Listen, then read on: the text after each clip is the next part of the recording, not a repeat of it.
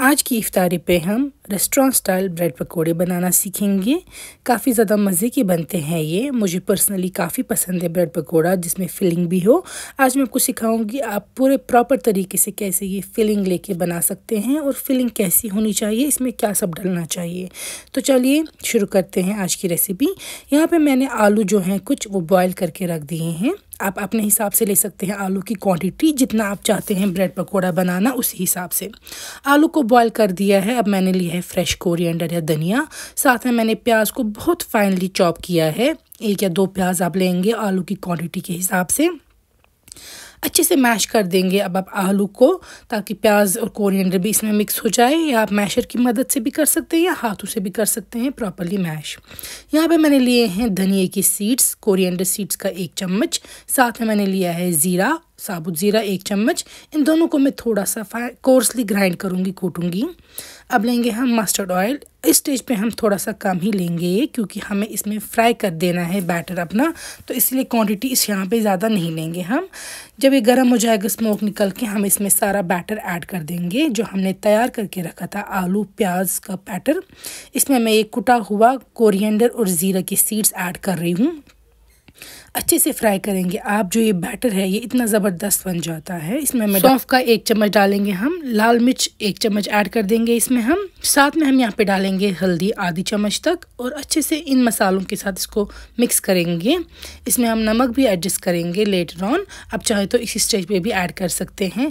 जब आपको लगेगा ये अच्छे से फ्राई हो चुका है, मिक्स हो चुका है, नमक आप अपने टेस्ट के मुताबिक इसमें एडजस्ट करेंगे।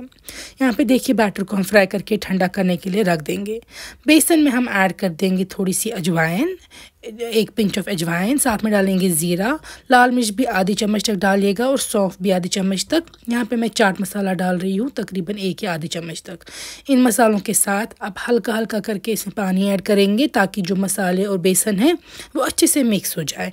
एक साथ सारा पानी नहीं आप ऐड कीजिएगा, वरना अगर ये पानी जैसा पहले ही बन गया फिर आपको बेसन की क्वांटिटी और एडजस्ट करनी पड़ेगी, फिर उसमें मसालों की भी प्रॉब्लम होगी।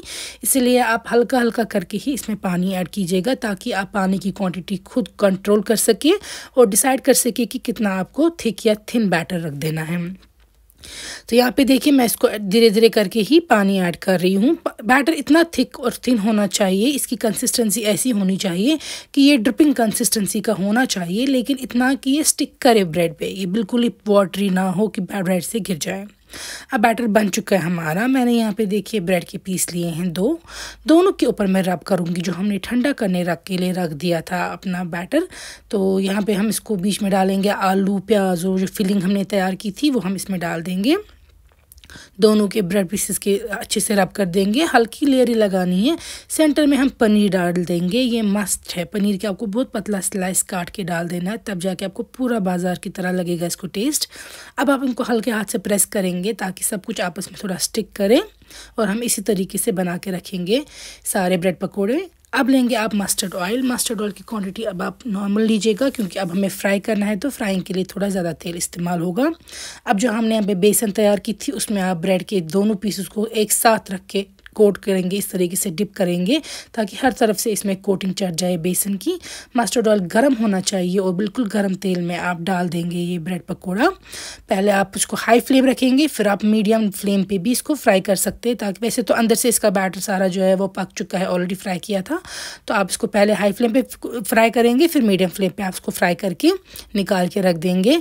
सेम तरीके से आप सारे ब्रेड पकोड़े जो है ऐसे ही फ्राई कीजिएगा और फिर हम इनको कट करेंगे और इनको आप खा सकते हैं केचप के साथ, चाय के साथ। इफ्तारी में मज़े कीजिए। हमें भी दुआ में याद रखिए।